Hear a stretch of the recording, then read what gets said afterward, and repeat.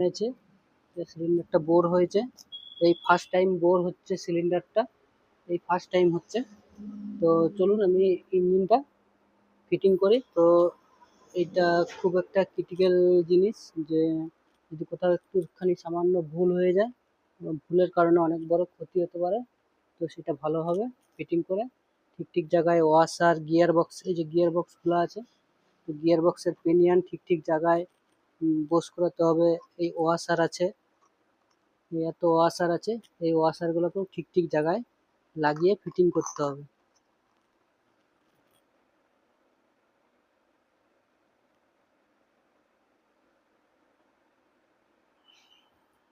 এই হচ্ছে ইঞ্জিনের চেম্বার।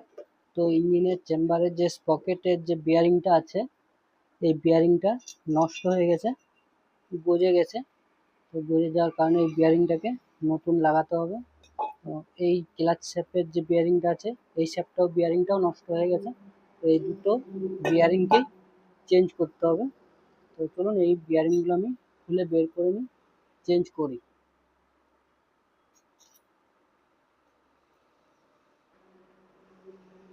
তো আমি প্রথমে এই বিয়ারিংগুলোকে বের করে নিই, বের করে নতুন বিয়ারিং লাগাবো।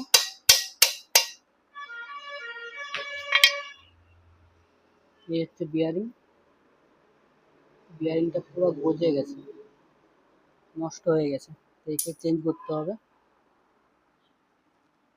তো এই বিয়ারিংয়ের এই চেম্বারের বিয়ারিংটাও বের করতে হবে।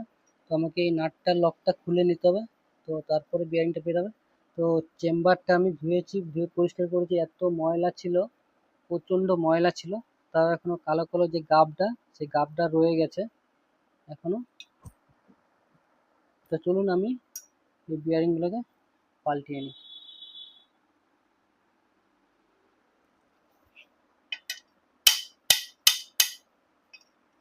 তো এই চেম্বারের বিয়ারিংটাও আমি বের করে নিয়েছি, এখন এইটাও গজে গেছে। তো নতুন বিয়ারিং, অরিজিনাল হিরোর বিয়ারিং 75 টাকা করে পার পিস আছে, দাম আছে। দেখুন আমি এখানে বিয়ারিংটাকে লাগিয়ে নিই।